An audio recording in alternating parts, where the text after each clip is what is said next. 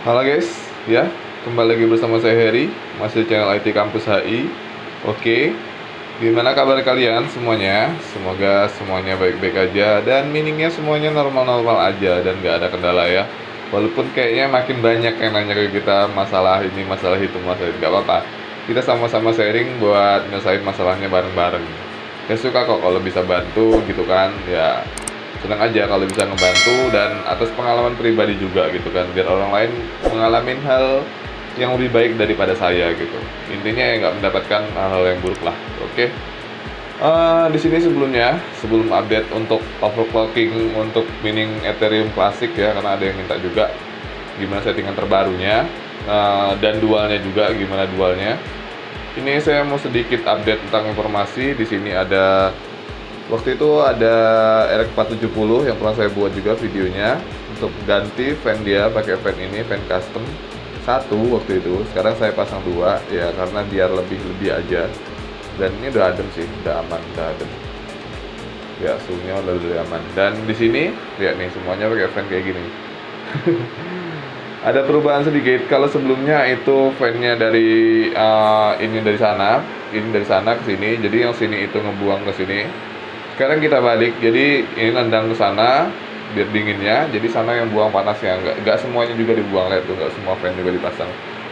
Dengan percobaan kayak gini, yang kita alamin suhunya lumayan turun, jadi signifikan semuanya turun. Jadi kita rubah semuanya ke belakang sana, jadi nendang ke sana. Memang terasa sih kalau biasanya itu kalau dari sana ke sini, itu di sini kalau lagi siang itu terasa panas, di sini tangan di sini terasa panas. Kalau sekarang nggak, tangan di sini dingin, dan ketika tangan kita dimasukin ke sini ya akan lebih dingin ya. Oke, tentu karena dia semburan ini ke sana. Kalau di sininya di belakangnya nggak terlalu panas. Ini karena malam juga ya, udah malam ini. Kalau siang lumayan adem, lumayan panas juga, lumayan. Tapi nggak lebih daripada 60, nggak ada yang lebih dari 60. Semuanya di bawah 60 semua, alhamdulillah. Kemarin juga sebelum itu kita ada ngeluh juga kan masalah yang panas gitu kan. Kita setting sedikit dan sebagian ganti thermal paste juga. Walaupun belum semuanya juga. Ini belum berapa juga belum kita urusin lagi, belum sempat. Dan di sini yang ini di ujung sini ini lumayan panas daerah sini nih. Oke, kalau kita taruh tangan kita di sini lumayan panas, tapi ini udah dibantu dengan fan ini, fan AC. Ini kencang banget. Kencang banget nih. Asli kencang. Lumayan, harusnya udah cukup lah ya buat dia ya. Walaupun suhunya masih terbilang panas untuk ini ya juga masih 5556 ini. 5556. Kalau ini 40-an, ini yang hebat. Ini dia udah mining dual, ETC sama ton aja suhunya masih 40-an. Hebat ini. 40-an, hebat. Dan teman-temannya udah mendekati yang ini ini 47, 46, 47, 46. Paling tinggi 47 siang, 48 paling tinggi. Kalau yang ini sekitaran 50, 51 ini.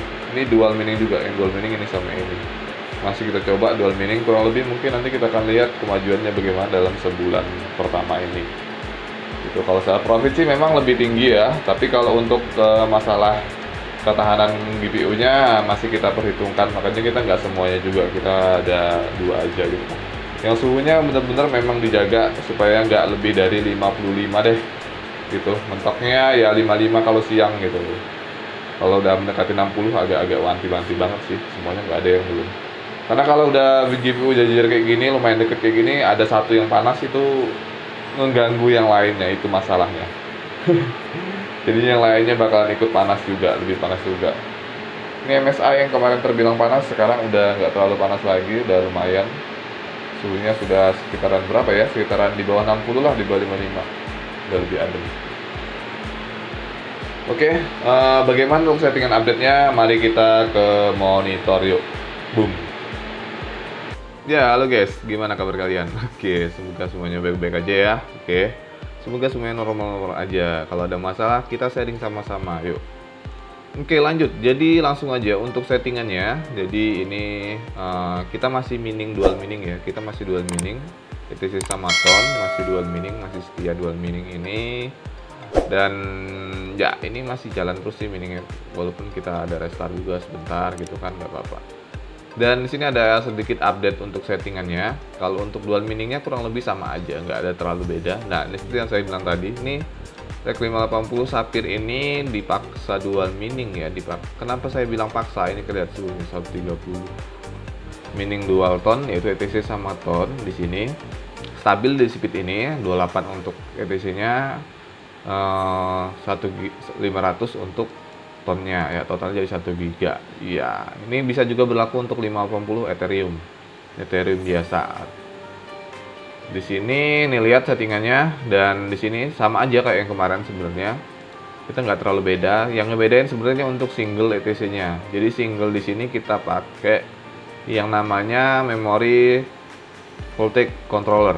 Jadi kita pakai di sini ada namanya memory voltage. Ya, di sini controller kita pakai, kita buat settingannya. Karena di sini defaultnya itu D-nya 1350. Jadi kalau nih defaultnya value-nya 1350. Jadi ada beberapa VGA itu memang dia jalan otomatis 1350 ini defaultnya gitu kan. Jadi konsekuensinya suhunya akan lebih tinggi. Makanya akan coba kita turunin aja ke bawahnya aja. Jadi minimal 1250 kita buat 1250 aja. Dan untuk settingannya kayak gini. Jadi 470 tetap kita pakai. Ini 470-nya belum saya coba push ke 32 ya. Agak-agak serem kayaknya. Tapi suhunya masih adem sih ya.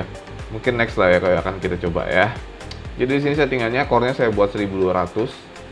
Ya, core-nya kita buat 1200 dan core setnya kita pakai 1. Kenapa pakai 1? Biar lebih down voltage aja, biar nggak terlalu tinggi. Karena kan ETC nggak terlalu butuh core juga. Jadi kita buat 1 aja. Dan core voltage di sini saya buat 900. Kenapa? Karena kalau dibuat di bawahnya juga dia akan jalan di atas itu. Jadi ya udah, biar seimbang aja, biar stabil, saya buat sama aja 900. Dan ini saya buat memory control voltage-nya itu 900. Nah, untuk memory clock-nya di 2040. Saya nggak push terlalu tinggi untuk 470 ini. Walaupun ada beberapa yang nge-push sampai 2100 ya memory controlnya. Saya nggak push banyak setinggi itu. Karena lumayan jauh banget. 470 ini memory clock-nya sebenarnya cuma 1700-an, sekitar 1700-an. Jadi kalau di OC sampai 2000 lebih itu berapa persen lagi naiknya gitu kan. Jadi lumayan lah, kalian perhitungkan lah itu. Perhitungkan lah kira-kira menurut kalian gimana. Kalau saya sih nggak terlalu tinggi banget, nggak sampai 2100. Ada yang 2150. Tinggi banget gak tuh. Jadi saya nggak paksa sampai segitu, cuman ambil ya mendekati aja 20 aja, 2040 aja. Dan di sini kita nggak pakai memsetnya kita atur dari ini aja, ini sama ini, karena ini mewakili dari memset juga gitu kan. Kalau kita atur memsetnya nanti beda lagi untuk konfigurasi ininya, oke. Dan untuk yang lainnya ini udah tinggal di apply aja. Ini untuk 470-nya dapat 31,3. Yap, udah terbilang kencang lah ya. Di wattnya yang lumayan rendah sebenarnya.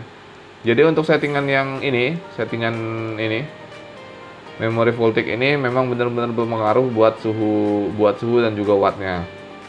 Jadi penurunannya gini. Tadi sebelum saya terapkan konsep seperti ini totalnya 1000 lebih, 1000 watt koma lah. Dan sekarang turunnya lumayan. Dan suhunya juga terbilang lumayan turun. Karena kalau wattnya turun otomatis suhunya pasti turun. Yaitu kalau wattnya naik otomatis suhunya pasti naik. Itu udah kayak nggak bisa dipisahkan, kedua itu sama aja, saling berkesinambungan lah. Kalau watt turun otomatis suhu turun, suhu hash rate juga ya tergantung gitu kan. Kalau kalian mau paksa push lagi otomatis ngasih daya yang lebih lagi ya bakal efeknya juga suhunya akan lebih tinggi. Tapi untuk settingan yang ini saya tadi dapat kita riset juga gitu kan, berdasarkan riset juga. Dan memang perhitungan yang benar-benar juga, nggak asal kita terapkan. Jadi kita nggak akan share kalau kita rasa nggak benar-benar worth it gitu kan. Seperti yang dual ini juga, ini udah jalan dual ini sekitar seminggu lebih sekarang ya. Jadi kalian bisa pakai ini untuk 580, 570, 580 atau 470 mau coba dual ya.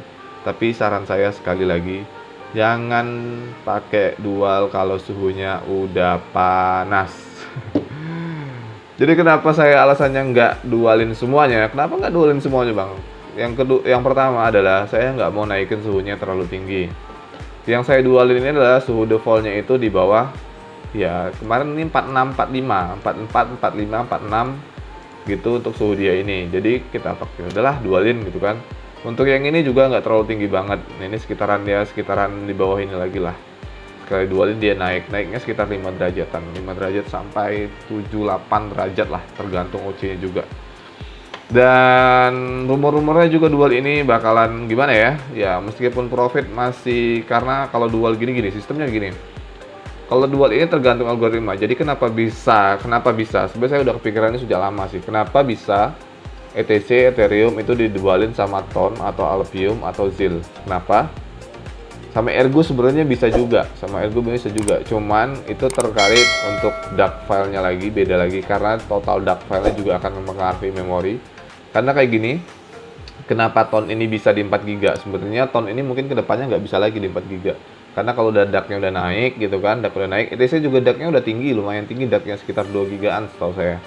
Jadi kalau 4 GB tambah dark ETC, terus tambah lagi dark-nya dari TON, tentu nggak muat space-nya, tentu nggak akan muat dari 4 GB tadi. Makanya sekarang masih bisa gitu kan. Sebenarnya bisa-bisa aja dari dulu konsepnya, cuman efek sampingnya gini. Kenapa bisa ETC sama atau ETH sama TON itu didualin, atau sama Alphium bisa juga? Kenapa? Karena gini, konsepnya gini. Jadi untuk Ethereum itu dia kan konfigurasinya dia ke memori ya. Ethereum itu konfigurasinya ke memori, dia makannya ke memori. Jadi memori GPU kalian tuh yang benar-benar dipakai. Jadi ya memori GPU-nya yang benar-benar kepake gitu. Otomatis dari core-nya nggak terlalu dipakai. Nah, carilah algoritma yang memfokuskan ke core. Ada banyak, salah satunya adalah TON ini, TON, Alphium. Cuma kalau TON ini kelebihannya sama Alphium itu adalah dia bener-bener pure ke core. Jadi kalau TON ini dia nggak ngaruh ke memori, bener-bener nggak pakai memorinya. Seperti yang saya jelaskan di video sebelumnya, TON itu nggak pakai memori. Bahkan kita cek di AMD Info pun itu memorinya 0%, jadi nggak kepake sama sekali. Jadi dia bener-bener pakai untuk core-nya aja. Untuk saat ini dia nggak pakai memori gitu kan. Nah makanya bisa dikombinasi cocok untuk Ethereum sama TON. Walaupun Ethereum juga sebenarnya pakai load dari core sih, cuma nggak terlalu berpengaruh signifikan. Makanya ketika mining Ethereum sama TON, pasti hasil Ethereum-nya diturunin. Dua-duanya akan diturunin. Kenapa ya? Karena itu dibagi-bagi. Dan dengan kayak gini, percayalah GPU-nya akan kerja 100%. Karena nggak ada space lagi. Mau memori, mau core itu semuanya full speed. Coba kalian pikir, jadi menurut kalian worth it nggak? Ini GPU benar-benar digebor, bener-bener nggak ada lagi space untuk dia tuh, kosong itu nggak ada lagi. Kayak kan kalau sebelumnya mining misalkan Ethereum aja itu makannya memori, core-nya nggak begitu, otomatis core-nya nggak terlalu panas, sedangkan memorinya yang cukup makan panas gitu kan. Jadi kita perlu ekstra aja untuk dinginin memorinya aja, jadi core-nya ya bisa kita dinginin juga tapi nggak terlalu signifikan gitu. Sedangkan kalau mining dual ini kalian harus memperhitungkan dua sisi. Yang pertama memorinya, yang kedua adalah core-nya. Dua-duanya ini nggak boleh salah. Benar-benar harus diperhitungkan suhu untuk memorinya, suhu untuk core-nya. Karena ini GPU yang terbilang lama ya, 580, itu nggak ada sensor untuk memorinya di sini memang. Coba kalau pakai GPU yang lumayan di atas ini, generasi 6000 series, nah itu udah ada sensor untuk memorinya. Nah di situ kalian akan lihat, ketika misalkan mining beda sih pasti, suhunya pasti beda. Jadi kalau kalian pasang dual, pasti dua-duanya akan kerja dan ya akan panas. Oke, kalau ada tambahan silahkan masukin di komentar ya, menurut kalian kayak gimana? Apakah worth it masih mining dual? Ataukah kalian mau stay aja mining single gitu kan? Yang lebih awet, yang lebih pasti ya. Memang sih tergiur dengan total dari ibaratnya tuh profitnya. Karena kalau dual itu total profitnya memang lumayan signifikan perubahannya ya. Tapi kita belum lihat, karena mining TON ini juga belum terlalu lama beredar, baru beberapa bulan ini, dan memang hype banget gitu, tinggi, hype banget, serius. Saya aja yang pertamanya apa sih gitu, tapi saya coba, oh gini ceritanya ya. Jadi kita coba juga. Oke lanjut, untuk settingannya tadi ya, jadi 580 ini, dari 50 kita push sampai 32, bisa aja. Saya push 32, 50 sapphire, color, ini bisa ke push sampai 32. Bisa lebih lagi sebenarnya, tapi saya nggak mau lebih lagi karena ya saya nggak mau suhunya dia terlalu tinggi banget. Nah yang ini lumayan nih, MSI ini yang kemarin terbilang panas itu sekarang udah bisa dikendalikan, udah bisa dikontrol. udah kita rawat sedikit ya, kita kasih perubahan dikit, otomatis sudah dingin. Kemarin terbilang panas banget ini MSI, sekarang udah sedikit lunak lah ya, sudah nggak terlalu panas lagi. Makanya walaupun kita fan di sini tidak, ini fan-nya asli gebor semua 80 80 70 ya, oke 80. Sambil kita menemukan solusi untuk nanti kalau suhunya udah emang lumayan agak dingin, kita speed fan-nya kita turunin aja biar nggak terlalu boros fan. Kita ngandalin fan eksternal aja, oke? Dan untuk 580 ini settingannya kayak gini, jadi sama aja. Kita menerapkan konsep pakai memori Voltex, kita 1250 kita buat ya, sama. Terus ini sorry salah klik. Oke, ini core-nya kita buat 1200. Sebenarnya core-nya nggak terlalu signifikan ngaruhnya, nggak terlalu signifikan. Mau kalian buat 1200, 1300 mending ETC itu nggak terlalu signifikan, hanya berubahnya ya kecil banget dibandingkan kalian mainin di memory clock-nya. Dan ini settingan core-nya kita buat 900, sama aja 900 biar ya netral aja, aman gitu kan. Untuk memory control Voltex ini kita kasih 900, kenapa? Biar suhunya nggak terlalu tinggi, karena kalau udah kita naikin lagi otomatis dia akan naik wattnya dan otomatis suhunya akan tinggi lagi. Ini kita coba press sedikit tapi dengan ya pas lah gitu kan, ideal lah 900 dengan segini 2075 untuk memory clock-nya. Kita sekali lagi nggak push sampai 2100, 2150, waduh tinggi banget bos. Ampun. Jadi kalau ada yang nanya ke saya, dia misalkan settingan kayak gini sering crash, saya cek ya memory clock-nya di atas 2100, ada yang sampai 2200. Wah ampun bos, ampun, saya nggak sanggup lihatnya, tinggi banget. Kalian tolong sesuaikan sama memory clock dari GPU-nya juga. Kalian jangan asal ngelihat GPU orang lain itu settingannya memory clock-nya itu 2200, kalian pasang di GPU kalian belum tentu cocok. Bahkan sama jenis GPU aja settingannya bisa beda loh, cukup stabil. Kalau kemarin kita coba di 32 itu di single GPU bisa 32, tapi pisah sama motherboardnya. Itu 32 di ini kita emang settingannya ini 2150 ya, 2150, dan di sini agak lumayan, dan itu wattnya lumayan tinggi juga 32. Tapi ketika kita terapkan di banyak GPU kayak gini, di banyak GPU ini kayak gini, preteret gini dan suatu motherboard, nggak jalan, nge-crash. Nge-crash. Nah, jadi ya udah nggak kita pakai yang 31 aja speednya, dan sekarang kita pakai yang speed yang ini, settingan yang terbaru ini 275 ini. Kalau mau di-push lagi boleh, cuman saran saya jangan terlalu tinggi banget ya, khususnya 470 juga kasihan, ini GPU lama gitu kan, jangan di-push terlalu tinggi. Oke. Dan kalau untuk kita lihat di sininya di AMD infonya, kita cek ke bawah. Oke, AMD info, kita tunggu sebentar.